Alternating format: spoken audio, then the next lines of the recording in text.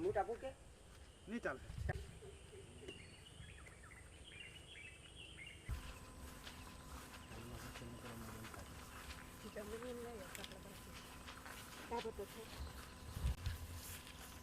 એવું કહ્યું તમે બતાવો. પેલી સાઈડ બધે ટોટલી ઢીલા છે.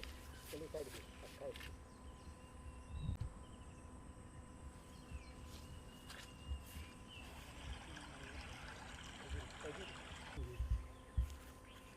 ચાર દિવસ થયા.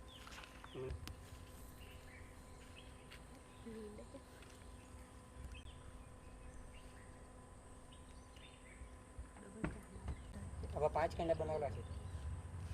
25 કિલો રાખેલી, એક કેંડામાં 5 કિલો.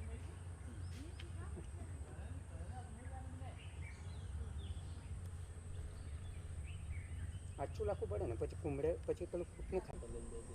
ટંડેલ જેવો માણસ એ કરી શકશે. આપણે નહીં બનાવીએ આપણે વિષય હોય ને આપણે તો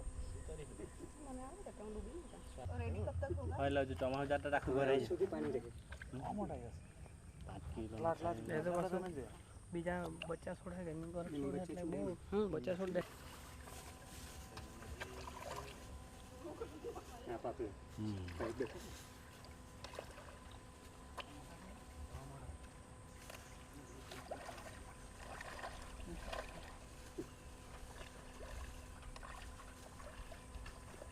મારું નામ ઈશ્વરભાઈ પરસોત્તમ પટેલ, રહેવાનું નારગોલ, ખેતીવાડી સોરંડા, અને હું પ્રાકૃતિક ખેતી કરું છું. ગાય આધારિત, મારી પાસે 2 ગાય છે, અને હું જીવામૃત બનાવું છું, ઘન જીવામૃત બનાવું છું. અને પ્રાકૃતિક જેટલા એ છે એમના તે મેં અહીંયા નવસારી બી ટ્રેનિંગ લીધેલી છે 7 દિવસ, અને અમેઠીમાં બી ટ્રેનિંગ લીધેલી છે. હું 10 વર્ષથી આ ખેતી કરું છું. હું આંબા પર કોઈપણ જાતની ઝેર કે નાખતો નથી, એટલે કે રાસાયણિક ખાતર કે બધું વાપરતો નથી. હું ડાયરેક્ટ જીવામૃત જ છાંટીને હું આંબાને માવજત કરું છું. અને હું શાકભાજી બી દરેક સિઝન પ્રમાણે શાકભાજી બનાવું છું, હોલસેલ આપી દઉં છું. તો ભીંડા બનાવું છું, દૂધી બનાવું, અને ટામેટાં, મરચાં, વેંગણ બધું આ શાકભાજી બનાવું છું. અને સાથે સાથે ડાંગર બી રોપું છું. આ તમે જોઈ રહ્યા છે એ મેં વાવતર પદ્ધતિ, કાદવ કરીને વાવતર પદ્ધતિથી વાવણી કરી રહ્યો છું. અને મારો ખર્ચ 20,000 થતો હતો દર વર્ષે, તો મજૂરી ખર્ચ બચીને 2,000 ખર્ચો થાય છે. કારણ કે બધું કાદવ એટલે રોપણી ખર્ચ બચી જાય છે મજૂરી, અને આ ભાત બી વ્યવસ્થિત થાય છે.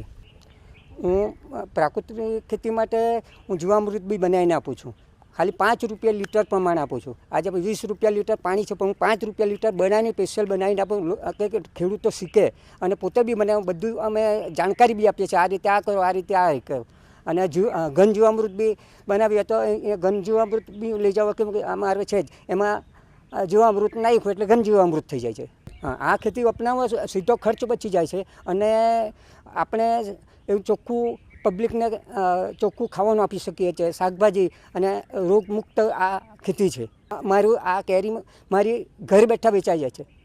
ઘણા વર્ષથી હું બનાવું ને એ લોકોને ખબર છે કે આ તો રસાયણ લાગતા નથી, કે પછી આપણે દવા છાંટે છે, આ છાંટતા નથી. એટલે એ લોકો હું ઘન જીવામૃત વાપરું છું અને જીવામૃત વાપરું છું. એટલે મારી કેરી પહેલાં ઘરથી ખપી જાય છે.